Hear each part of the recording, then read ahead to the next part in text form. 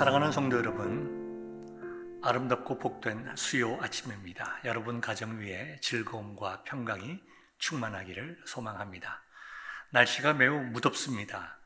또 아직까지 안전하지 않은 여러 가지 이유들이 있습니다.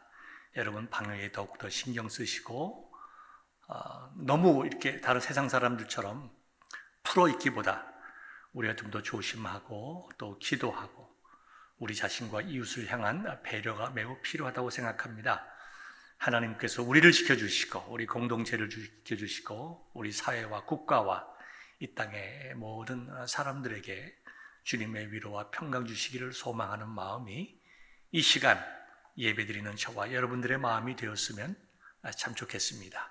찬송 하나님께 올려드리는데요, 445장 찬송 부르시겠습니다.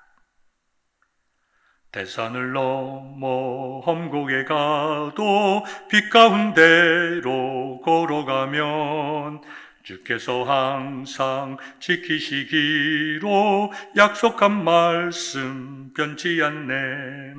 하늘의 영광 나의 맘속에 차고도 넘쳐 할렐루야를 힘차게 불러 영원히 주를 찬양하리. 깜깜한 밤에 다닐지라도 주께서 나의 길 되시고 나에게 밝은 빛이 되시니 길 잃어버릴 염려 없네. 하늘의 영광 나의 맘속에 차고도 넘쳐 할렐루야를 힘차게 불러 영원히 주를 찬양하리.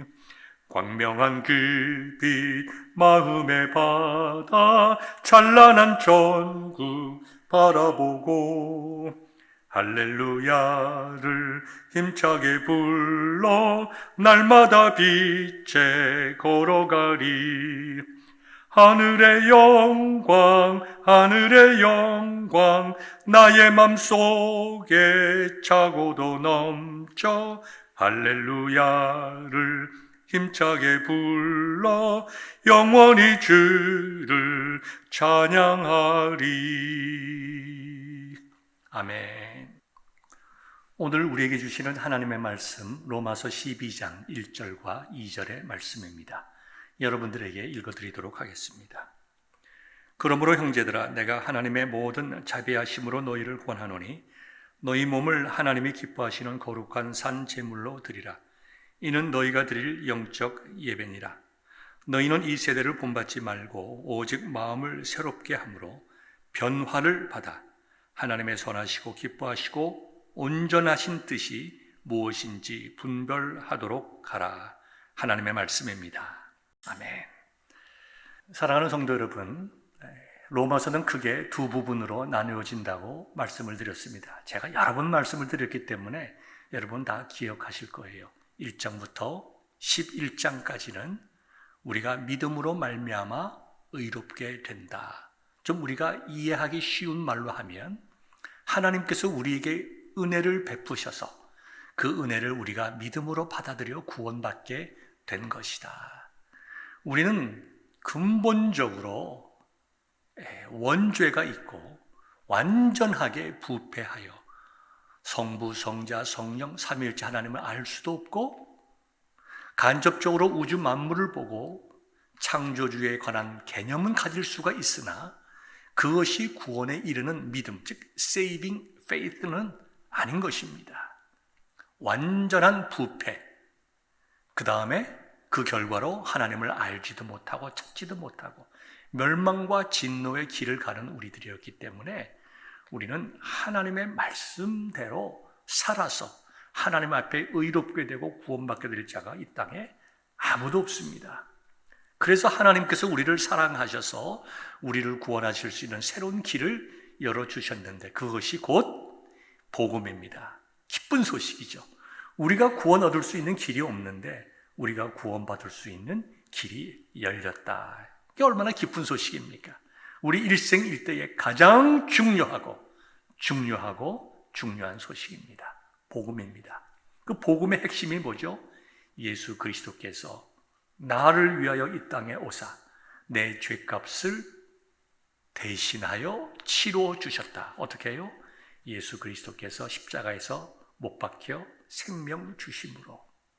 그래서 우리의 죄를 갚아 주셨기 때문에, 대신 치러 주셨기 때문에 공의로우신 하나님께서는 우리를 보실 때에 예수 그리스도의 십자가의 보혈의 은총이라는 윈도우로 보시고 너블 차지하지 아니하시고 너는 의롭다. 더 이상 내 앞에서 죄라고 하는 빛이 없다. 받아야 할 죄값이 이제 더 이상 없다. 예수 그리스도 안에 믿음으로 말미암아 의롭게 되고 구원받게 되었다. 하나님께서 그렇게 저와 여러분들 예수 그리스도를 우리의 구주로 영접한 성도들을 그렇게 의롭다고 말씀해 주셨습니다. 그래서 하나님께서는 우리를 의로운 의인이라고 봐주십니다. 우리가 우리 자신을 뒤돌아볼 때 날마다 죄 짓잖아요. 우린 죄인이죠. 그러나 하나님께서는 우리를 의롭다고 봐주시고 의롭다고 봐주시고 하나님의 자녀로 삼으셨기에 하나님의 자녀로서의 삶을 요구하십니다. 그런 삶을 살아가지 못할 때에 때로는 우리에게 책망하시고 우리에게 진노도 하시지만 근본적으로 법적으로 우리를 의롭다고 인정해 주셨습니다. 그래서 하나님은 우리를 보실 때에 의롭게 보았다가 또 죄짓은 죄인으로 보았다 이렇게 하지 아니하시고, 하나님은 변하시는 분이 아니시니까 항상 영원토록 저와 여러분들을 의롭다고 인정해 주십니다. 우리 자신들은 날마다 죄 가운데 있지만 우리가 그것은 예수 그리스도의 십자가의 의를 다시 한번 붙잡고 회개하면 하나님께서 우리 다 용서해 주시는 것입니다. 가장 중요한 것, 우리가 하나님의 자녀가 되었다. 여러분, 부모와 자녀를 생각해 보면 아주 쉽습니다. 자녀가 때로는 말썽을 피웁니다. 자녀가 때로는 부모의 마음에 상처도 줍니다. 자녀가 부모의 마음을 기쁘게 할 때도 있지만 슬프게 할 때도 있습니다. 부모의 마음을 기쁘게 하고 순종할 때만 그게 아들입니까? 딸입니까? 아니죠. 때로는 부모의 마음을 상하게 해도 그 못된 자식도 자식임에 분명합니다. 끊을 수가 없는 거죠. 마찬가지입니다. 우리가 하나님의 자녀가 되었다라고 하는 것은 바로 그것입니다. 우리가 때로는 빗나가는 경우가 있어도 법적으로 하나님의 자녀가 되었다. 어떻게 해요? 우리가 의롭게 됨으로 말미암아, 하나님께서 우리를 의롭다고 봐주심으로 말미암아 우리가 하나님의 자녀가 되었다. 그게 1장부터 11장까지고요. 이제 12장부터는 그러므로부터 시작합니다. 그러므로 우리가 믿음으로 말미암아 의롭게 되었으니 의롭게 되고 하나님의 자녀가 된 우리들은 그 은혜를 생각하며 어떻게 살아가야 할 것인가. 우리의 마음의 자세에 대해서 말씀하고 있는데요. 첫째는 하나님에 대해요. 두 번째는 이제 우리 교회에 대해서, 세 번째는 성도들과 이웃에 대해서, 원수들에 대해서 말씀을 하고요. 그 다음에 우리가 하나님 앞에서 참된 자유인이 되었다. 예수 그리스도 안에서 십자가 안에서의 자유함에 대해서 말씀을 하고 인사로 끝나게 됩니다. 그것이 12장부터 16장까지의 말씀이 됩니다. 오늘은 12장 1절 2절의 말씀이지만 12장 전체를 이게 보면서 말씀을 드리려고 합니다. 자, 오늘 본문에 보면 크게 세 가지 부분으로 나눠져 있습니다. 첫째, 우리가 믿음으로 의롭게 되었으므로 하나님께 대하여 우리가 어떠한 자세를 가져야 할 것인가. 자, 보십시오. 사도 바울은 이렇게 말합니다. 그러므로 형제들아, 내가 하나님의 모든 자비하심으로 너희를 권하노니 너희 몸을 하나님이 기뻐하시는 거룩한 산 제물로 드리라. 이는 너희가 드릴 영적 예배니라. 너희는 이 세대를 본받지 말고 오직 마음을 새롭게 함으로 변화를 받아 하나님의 선하시고 기뻐하시고 온전하신 뜻이 무엇인지 분별하도록 하라. 제가 거의 한 20년 전쯤 되는데 코스타에서 강의를 하면서 이 12장 1절, 2절의 말씀을 가지고 제가 이제 강의를 한 적도 있습니다. 한 50분 정도 강의를 했는데 제가 오늘은 한 10분만 말씀을 드리고자 합니다. 아주 짧게 말씀을 드린다고 하면 우리가 하나님의 자녀이므로 의로 말미암아 믿음으로 말미암아 의롭게 되었으므로 우리는 이제 더 이상 세상과 또 악한 영의 자녀가 아니요 거룩한 하나님의 백성이 되었습니다. 그러므로 우리는 이 세대를 본받지 말아야 합니다. 이 세대라고 하는 것이 무엇입니까? 악한 세대죠. 사탄이 지배하고 조종하고 이끌어가는 세계, 하나님을 알지 못하고 하나님을 대적하는 그러한 세계, 그런 세계가 주고 있는 모든 문화와 언어와 욕망과 죄악된 것을 따라가지 마라. 자, 여러분, 사람들이 선한 것을 따라가기를 좋아할까요? 나쁜 것을, 악한 것을 따라가기를 좋아할 것 같아요. 물론 사람들은 다 선한 것을 따라가기를 원하는 마음이 있지 않습니까? 라고 질문할 겁니다. 현실을 보십시오. 선한 말이 빨리 갑니까? 나쁜 말이 빨리 갑니까? 나쁜 말이 빨리 가죠. 다른 사람을 세우고 격려하고 칭찬하는 말, 오래 못 갑니다. 멀리 못 갑니다. 도리어 비웃음을 사고 곡해됩니다. 그러나 남이 실패한 이야기, 남이 넘어진 이야기, 남의 가십거리, 그건 뭐 사람이 들으면 그걸 얘기하지 못해서 안달이 날 정도로 많은 사람들이 그런 것들을 좋아합니다.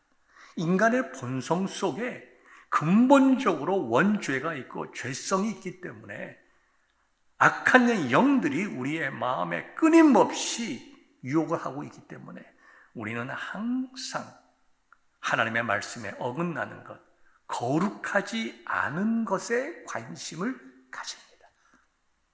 어렸을 때에 저희 아이들이 이제 뭐 4살, 3살 이렇게 어릴 때에 가끔 제가 아이들을 데리고 이제 슈퍼마켓에서 아이스크림을 사줍니다. 큰 이제 뭐죠? 이게 냉장고, 아이스크림 냉장고가 있지 않습니까? 거기서 이제 아이스크림을 사주면 부모기 때문에 좋은 것 주기를 원하죠. 근데 아이들이 원하는 것은 항상 똑같습니다. 무지개 아이스크림, 아이스바. 그거 먹으면 혓바닥이 파랗게도 되고 빨갛게도 되고 노랗게도 되는 것. 비싸지도 않고 제일 싼 거, 물값 많이 들은 거. 그걸 그렇게 좋아해요. 자기네들이 깔깔거리고 웃기도 하고 말이죠. 그 어린 아이들이니까 몸에 무엇이 좋은지 무엇이 나쁜지 구별할 능력이 없습니다. 마찬가지죠. 하나님을 모르는 사람은 하나님 앞에 거룩한 삶이 무엇인지 알 수가 없습니다. 그런데 인간의 본성대로 유혹대로 인간의 육체와 생각과 감정을 만족시키는 것이 무엇인가를 그걸 쫓아가게 되어 있습니다. 우리 믿는 사람들도 거기서 자유롭지 못하죠. 그런데 성경은 분명히 너희는 누구냐? 거룩한 하나님의 자녀들이다. 하나님께서 레위기 11장에서 말씀하신 것 같이 내가 거룩하니 너희도 거룩하라. 거룩한 삶을 살아가기 위해서는 첫 번째, 이 세대를 본받지 말고 마음을 새롭게 하여라. 새롭게 하여라. 어떻게 마음을 새롭게 합니까? 하나님께서 주시는 말씀으로 우리는 새롭게 되는 거예요. 하나님의 말씀 외에 우리가 새롭게 될 수 있는 방법이 없습니다. 하나님의 말씀만이 우리의 신앙과 생활의 유일한 기준이기 때문에 그 기준이 바로 서야 그것을 따라갈 수 있으므로 하나님의 말씀 외에는 우리가 새롭게 될 수 있는 길이 없습니다. 하나님의 말씀으로 분별력을 가지고 기도함으로 능력받아 변화되어서 하나님이 선하시고 기뻐하시고 온전하신 뜻이 무엇인지 분별하고 생활의 모든 부분에 실천하여라. 그렇죠? 자, 우리가 하나님의 자녀가 되었습니다. 은혜로 구원을 받았습니다. 믿음으로 의롭게 되었습니다. 그러므로 우리는 하나님께 대해서 인간의 육체적인 욕망을 따라 살지 말고 하나님의 말씀을 붙잡고 기도함으로 성령 주시는 은혜를 받아, 능력을 받아 세상을 본받지 않고 하나님의 거룩하심을 따라갈 수 있는 그러한 삶의 자세를 가지라. 너무나 분명히 사도 바울은 말씀하고 있습니다. 그러면서 우리들이 좀 더 이해하기 쉬운 예를 드는데요. 예라기보다는 설명이죠. 너희 몸을 하나님이 기뻐하시는 거룩한 산 제물로 드리라. 내 몸을 드린다는 것이 무엇일까요? 우리 자신의 삶의 모든 영역, 나의 생각과 행동과 그다음에 반응과 그 모든 것을 하나님 앞에 드리라. 온전하게 제물로 드리라. 많은 말씀을 할 수 있지만 시간이 제한되어 있기 때문에 짧게만 말씀을 드립니다. 우리 몸을 드리라고 하는 것은 사도 바울이 충분히 우리들이 이해할 수 있는 방법으로 설명하고 있습니다.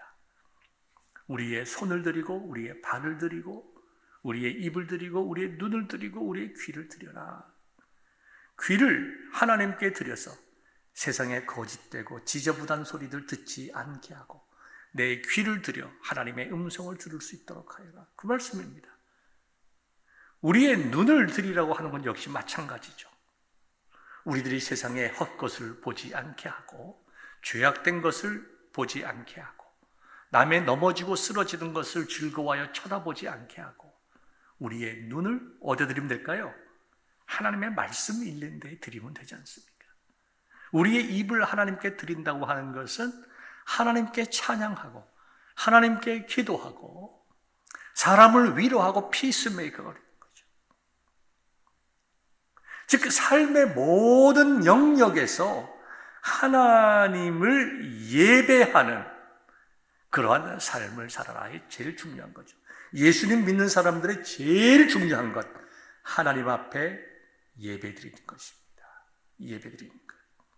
이 예배는 정해진 시간에만 드리는 것이 아니라 우리의 삶의 모든 영역에서 하나님께 영광 돌리는 것, 내가 세상과 타협하지 아니하고 육체의 욕망을 따라가지 아니하고 하나님 앞에 거룩하고 의롭고 정결하게, 또 여기 나와 있는 대로 하나님께서 선하시고 기뻐하시고 온전한 뜻이 무엇인지 알아서 삶의 모든 영역에서 손을 들이고 발을 들이고 눈과 코와 입을 들이고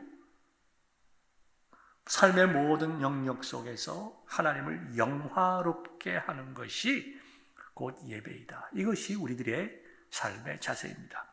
두 번째는 교회에 관한 자세죠. 3절부터 8절까지 나와 있는데요. 3절에 보니까 내게 주신 은혜로 말미암아 너희 각 사람에게 말하노니, 이제 사도 바울이 말합니다. 마땅히 생각할 그 이상의 생각을 품지 말고. 무슨 말일까요? 교회 안에서 우리가 맡은 바 믿음이 있습니다. 어떤 사람들은 이제 막 신앙생활을 시작하신 분이 계십니다. 어떤 분들은 오래 계신 분이 계십니다. 어떤 분들은 오래 계시면서도 믿음이 없는 분들이 있습니다. 어떤 분들은 교회 안에서 어떤 직책을 가지고 있습니다. 교사이든지 찬양대원이든지 목사이든지 집사이든지 장로이든지 권사이든지 이 교회 안에서 직분도 있습니다. 그러면 여기 나와 있는 대로 너희 각 사람이 마땅히 생각할 그 이상의 생각을 품지 말고 하나님께서 각 사람에게 나누어 주신 믿음의 분량대로 지혜롭게 생각하라. 우리가 더블 미닝으로 나눌 수가 있는데, 첫 번째는 무엇이냐 하면 믿음의 분량대로만 생각하라는 것입니다. 자기 맡은 바 은사와 직분의 한계 안에서 생각하고 판단하고 행동하라는 것입니다. 여러분, 집 안에서도 자녀들도 보면 첫째와 막내의 생각이 다릅니다. 저희도 아이들이 3명인데 첫째 딸 아이가 부모님을 제일 걱정합니다. 밑으로 내려갈수록 막내는 아들이니까 별 생각이 없는 것 같아요, 아직까지는. 그런데 어머니가 아프거나 하면 첫째 아이가 제일 많이 전화하고 위로하고 애를 쓰고 기도합니다. 같은 자녀라도 첫째와 막내와 둘째가 다릅니다. 또 가정에서라도 아버지가 생각하는 생각의 깊이와 어머니가 생각하는 생각의 깊이가 다를 수가 있습니다. 꼭 아빠가 깊다는 것은 아닙니다. 교회도 마찬가지죠. 목회자와 그 다음에 또 성도들과 또 교회의 중직자들과 생각이 다 다릅니다. 그러면 교회의 새로운 성도면 교회의 새로운 성도답게 생각하라는 것입니다. 아주 상식적인 이야기죠. 아직 그 교회를 잘 알지도 못하고 교회의 여러 가지 내용들을 잘 알지 못합니다. 그러다 보면 잘못하면 자기의 생각으로 이렇게 저렇게 생각할 수고 생각하고 말할 수가 있습니다. 다른 사람들은 그만큼 생각 못할까요? 절대로 그렇지 않습니다.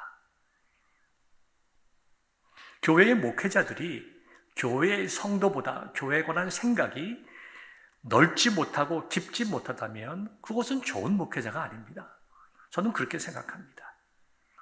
항상 목회자가 바른 결정을 하고 항상 목회자의 생각이 옳은 것은 아닙니다. 항상 그렇기 때문에 겸손해야 되고 그렇기 때문에 다른 사람으로부터 도움을 받아야 되고 조언을 들어야 되고 장로님과 권사님과 집사님들과 함께 상의해서 일을 하는 것이 마땅합니다. 그러나 그 교회에 대해서 안타까운 마음으로 기도하고 눈물 흘리는 자가 가장 많이 힘쓰고 애쓰는 자가 목사가 아니라고 하면 그 교회 목사는 조금 문제가 있는 것 아니겠습니까? 자기에게 주어진 믿음의 분량, 내가 이 교회에서 어떤 위치에 서 있는가, 그 선을 넘지 말고 겸손하게 생각하라.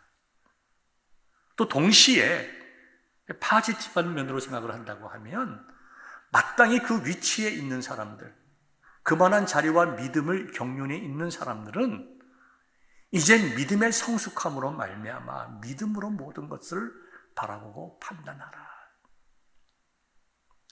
아주 오래전의 일입니다. 제가 전도사로 있었을 때에 교회가 이제 잘 성장을 해서 미국 교회를 이제 75만 불에 사서 이사를 가게 되었습니다. 교회들이 얼마나 좋아하는지. 근데 딱 한 가정만 반대를 해요. 여러 가지 교회가 너무 낡았다, 불필요하게 크다, 누가 청소하냐, 이러다 잘못해서 여러 가지 문제점이 일어나면 어떡하냐, 온갖 부정적인 얘기를 다 합니다. 교회의 어르신들이 그런 걸 생각 안 해봤겠습니까? 교회, 저는 전도사 때니까 교회 목사님, 장로님, 권사님들 다 기도하고 상의하고 좀 자기는 생각이 다르더라도 교회 전체가 다 기뻐하면 같이 기뻐하는 것이 옳지 않습니까? 끝까지 반대를 하는 것을 보았습니다. 자기 생각을 너무 강조하고 자기가 이해할 수 있는 믿음의 분량 이상을 지나치게 주장하는 것은 옳지 않습니다. 그래서 우리에게 주어진 은사와 직책과 믿음에 따라 모든 것을 판단해야 된다. 또 교회 안에는 세상적인 지혜가 많아서 믿음이 아니라 세상적인 지혜와 방법으로 많은 이야기와 판단하는 것, 그것 역시 마땅히 본인에게 있어서 마땅히 생각할 그 이삭이 되는 것입니다. 하나님께서 각 사람에게 나누어 주신 믿음의 분량대로 지혜롭게 생각하라. 무슨 말일까요? 저는 이 말씀을 하나님과 사람 앞에 겸손하라. 하나님과 사람 앞에 겸손하라. 우리가 교회를 사랑한들 주님만큼 사랑하겠습니까? 저와 여러분들 중에 예수 그리스도의 십자가의 몸 되신 교회를 위해서 뺨 한 번 맞아본 사람이 있습니까? 얼굴에 침 한 번 뱉음을 당한 적이 있습니까? 없어요. 우리 주님께서 이 몸된 교회를 세우시기 위하여 하나님께서 이 땅에 오셔서 고난을 당하시고 영적으로, 육체적으로, 감정적으로, 인격적으로 많은 고난을 당하셨습니다. 그런데 마치 우리는 예수님보다 큰 자인 것처럼 행동할 때가 많이 있습니다. 예수님보다 교회를 더 사랑하는 것처럼 이야기할 때가 많이 있습니다. 그게 뭡니까? 우린 믿음의 분량이 아니죠. 우린 그런 믿음이 없습니다. 그런데 마치 예수님만큼 믿음이 있는 것처럼 그게 뭡니까? 다 영적으로 교만한 일이죠. 쉽게 판단하는 것도 영적으로 교만한 일입니다. 그러므로 우리는 믿음의 분량에 따라 하나님과 사람 앞에 겸손하게 행동하여야 된다. 그리고 우리가 서로 사랑하는 법에 있어서도 4절부터 8절까지 우리가 그리스도 안에서 다 한 몸이니 우리에게 주신 은사대로 겸손하게 섬기는 것이 구원받아 하나님의 교회의 성도가 된 성도들의 자세이다. 세 번째는요, 이웃에 대한 자세가 나와 있는데요. 9절부터 나와 있습니다. 일단 9절부터 13절까지 보면요, 사랑에 대해서 말씀하고 있죠.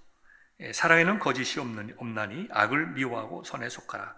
형제를 사랑하며 서로 우애하고 존경하기를 서로 먼저 하며 부지런하여 게으르지 말고 열심을 품고 주를 섬기라. 소망 중에 즐거워하며 환난 중에 참으며 기도에 항상 힘쓰며 성도들의 쓸 것을 공급하며 손대접하기를 힘쓰라. 성도 여러분, 이게 뭐 명심보험 같은 아주 평범한 교양의 말씀 같습니다.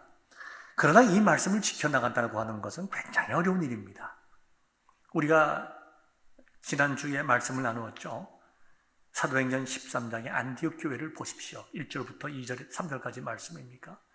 여러 가지 다문화 교회였지만 교회의 역사가 길지도 않지만 아직까지 교회가 체계적으로 잡혀 있지도 않았겠지만 그들에게는 자신들이 은혜 받은 사람이라고 하는 확신이 있었습니다. 감사함과 기쁨이 있었습니다. 그래서 그들이 기도했어요. 교회사를 연구하는 사람들이나 아니면 신약을 연구하는 분들의 여러 가지 의견을 들어보아도 그 당시에 안디옥 교회가 상당한 어려움, 즉 13장의 그 컨텍스트로 들어가서 바울과 바나바를 파송하기 전까지 그 상태의 교회를 보면 어떤 큰 환난이나 핍박이나 어려움이 기록되어 있지 않습니다. 어떻게 보면 무엇인가 할 수 있는 힘이 있고 순종할 수 있는 힘과 믿음이 있으니까 파송하고 재정적으로 서포트하는 거잖아요. 그런데 그들이 뭘 했습니까? 금식하며 기도했습니다. 왜 금식하고 기도했을까? 우리는 2000년 뒤로 타임머신을 타고 날아갈 수가 없으니까 자세히 알 수는 없지만 그 후에 일어나는 그 사건들의 내용들을 보면 적어도 안디옥 교회의 성도들은 하나님 앞에 이 로마서 12장 1절에 있는 말씀과 같이 우리가 정말 예수 그리스도의 십자가의 보혈로 구원함을 받았다. 이 놀라운 은혜를 받은 우리들이 이제는 어떻게 살아가야 할 것인가? 어떻게 하나님께 영광 돌리고 예배드리고 서로 사랑하고 복음을 위하여 힘을 낼 것인가? 하나님 저희들에게 지혜를 주옵소서. 저희들을 인도하여 주시고 저희 교회를 사용하여 주옵소서. 그와 같이 하나님 앞에 긍정적이고 적극적이고 정말 간절한 마음으로 기도했다는 것입니다. 기도의 동기가. 그럴 때에 하나님께서 보시고 그들에게 말씀하시고 그들을 사용하신 것 아닙니까? 여기 나와 있는 대로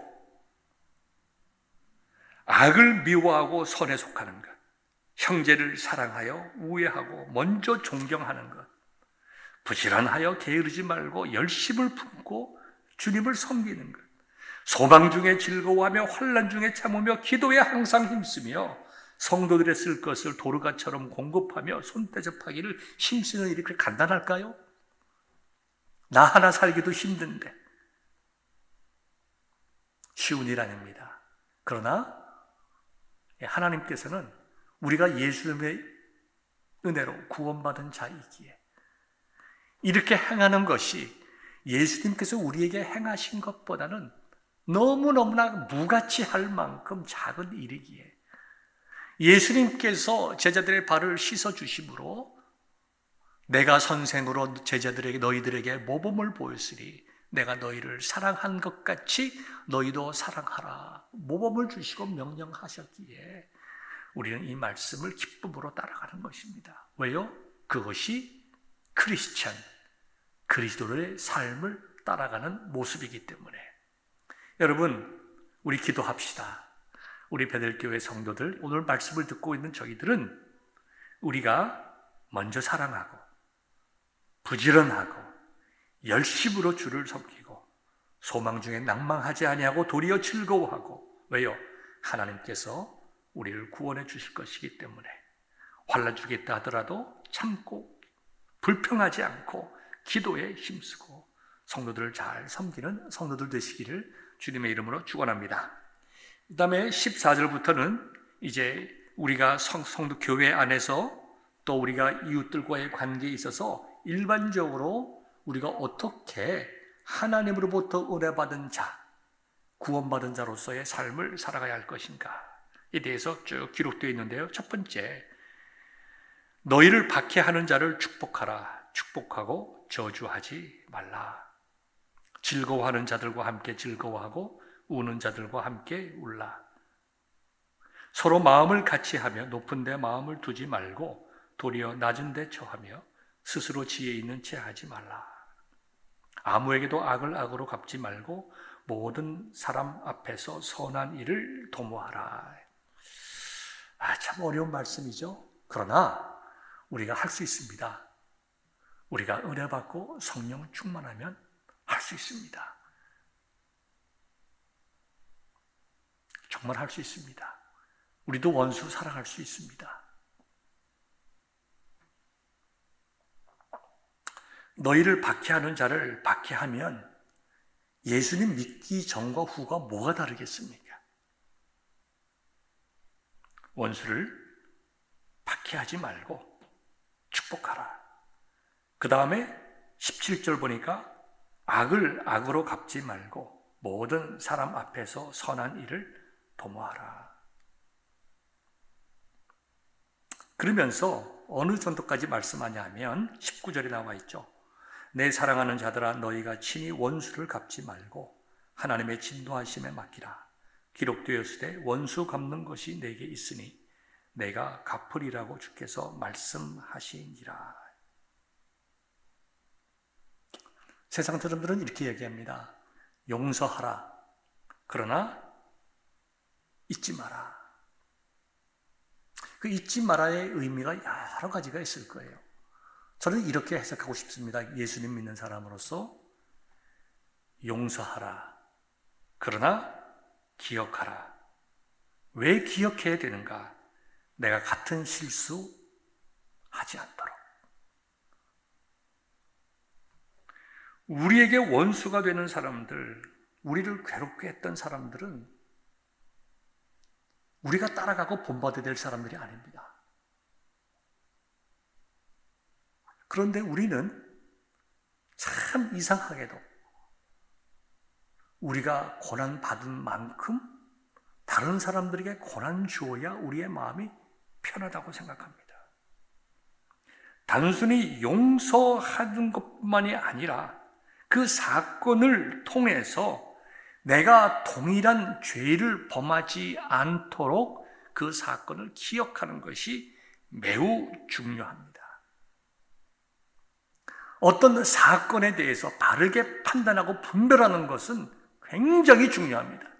이것이 바른 일인가, 이것이 바르지 않은 일인가, 이 사람이 잘못된 것인가, 잘못된 것이 아닌가, 내가 바르게 지금 서 있는 것인가 아닌가, 그것을 분별하지 못한다고 하면 그건 소망과 미래가 없는 것입니다. 저 사람이 죄를 짓는 것이 있다고 하면 우리가 그것이 무엇인지 분명히 분별을 해야 우리 첫째 우리가 대처할 수 있고, 두 번째 막을 수 있고, 세 번째 분명히 분별함에 따라 오는 용서가 가능한 것입니다. 그런데 세상 사람들은 악을 더블로 갚죠. 그렇죠? 선한 것보다 악한 것을 도모합니다. 그러나 우리는 어느 정도까지 원수에 대해서 사랑해야 하냐면 20절 나와 있죠. 내 원수가 줄이거든 먹이고 목마르거든 마시게 하라. 그리함으로 네가 숯불을 그 머리에 쌓아 놓으리라. 나 이제 굉장히 어려운 말 같지만 쉽게 풀어 말씀하면 우리를 많이 상처 준 사람들, 우리에게 고통과 괴로움과 눈물과 피눈물을 흘리게 한 사람이 있다 하더라도 그 사람을 위하여 선대하고 끝까지 기도하고 은혜를 베풀고 사랑을 베풀고 섬겨서 비록 그렇게 악하고 나쁜 사람이라도 야, 이제는 내가 너무나도 민망해서 더 이상 저 사람을 괴롭힐 수 없겠다고 생각할 때까지 원수 같은 우리에게 피눈물 나게 한 사람들을 원수 갚지 말고 사랑하고 섬기고 위하여 기도하라. 이것이 예수님 믿은 사람이다. 왜 그럴까요? 사도 바울은 분명히 이것을 기억하며 썼을 것입니다. 우리가 하나님과 원수되지 않았습니까? 우리가 하나님의 원수였어요. 에베소서 보십시오. 분명히 사도 바울은 에베소 교회에 보낸 편지를 통해서 너희가 하나님과 원수되었을 때 주 예수 그리스도께서 우리를 위하여 죽으사 하나님께서 원수된 우리를 생명 주시기까지 사랑하셨다. Amazing Grace죠. 그 은혜로 우리가 생명을 얻었다고 하면 그 은혜 받아 구원받은 우리들이 이 땅에 살아가는 동안에 조금이나마 예수 그리스도를 본받아 원수를 사랑하고, 그렇죠? 정말 우리에게 피눈물 흘리게 한 사람이 더 이상 부끄러워서 우리 앞에 머리를 숙일 때까지 우리가 이기 위해서 하는 건 아닙니다. 그 정도 될 수 있도록 우리가 원수를 사랑하는 것이 그것이 곧 그리스도를 사랑하는 것과 같다. 이렇게 말씀할 수가 있겠습니다. 이제 오늘 말씀을 정리합니다. 잠언서 24장 17절부터 22절을 보면 이렇게 기록되어 있습니다. 내 원수가 넘어질 때에 즐거워하지 말며 그가 엎드러질 때에 마음에 기뻐하지 말라. 여호와께서 이것을 보시고 기뻐하지 아니하사 그의 진노를 그에게서 옮기실까 두려워함이라. 너는 행악자들로 말미암아 분을 품지 말며 악인의 형통함을 부러워하지 말라. 대저 행악자는 장래가 없겠고 악인의 등불은 꺼지리라.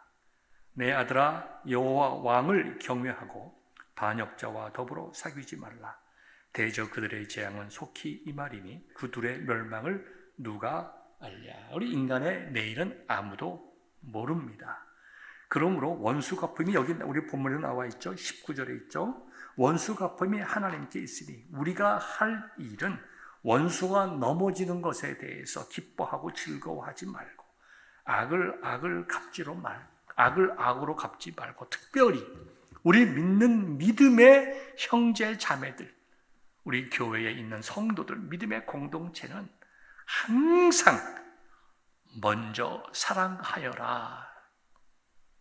이렇게 말씀을 우리에게 주고 있습니다. 이웃에 대한 자세를 좀 더 강조해 보면요, 존 켈빈은 이런 말을 했습니다. 하나님의 뜻과 하나님이 어떠하심을 깨닫는 자마다 이웃을 사랑하는 것이 예배임을 알게 될 것이다. 하나님이 어떤 분이심을 정말 아는 사람은 이웃을 사랑하고 그 사랑을 실천하는 것이, 정말 원수까지 사랑하는 것이 하나님께 드리는 아름다운 예배라고 존 켈빈은 이야기를 하였습니다. 그 다음에 또 하나 존 켈빈이 얘기한 것은요, 진정 하나님의 뜻이 한 사람이 천하보다 귀하다고 하는 그 말씀을 확신한다면 그때야 이웃을 자기의 몸처럼 사랑할 것이다. 이웃을 사랑하는 것이 하나님 사랑하는 것이고, 이웃을 사랑하고 원수를 사랑하는 것이 하나님께 영광 돌리며 예배하는 것이다. 특별히 성도들에게는 더욱더 그래야 할 것이고, 그것이 우리의 몸을 하나님께 산 제사로 드리는 것이다. 우리의 삶에서 증거할 수 있는 굉장히 중요한 성도의 표지가 될 것입니다. 사랑하는 성도 여러분, 우리는 성도입니다.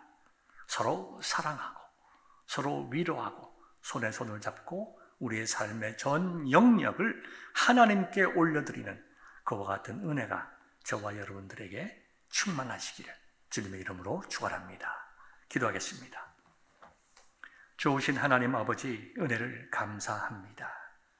저희들이 이렇게 말씀을 들었사오니 이 말씀대로 살아낼 수 있도록 저희들이 먼저 기도하게 하시고, 저희들이 하나님 앞에 매달리게 하시고, 저희들이 능력을 소망케 하여 주시고, 그와 같이 거룩한 삶을 살기를 원하는 성도들에게 주시는 성령의 위로와 은혜와 능력을 힘있게 받는 귀한 그리스도인들 되게 하여 주옵소서. 오늘 하루도 하나님께 올려드립니다. 하나님만이 우리의 소망이시기에 하나님만이 영광 받으시기를 간절히 원합니다. 우리 구주 예수 그리스도의 이름으로 기도하옵나이다. 아멘.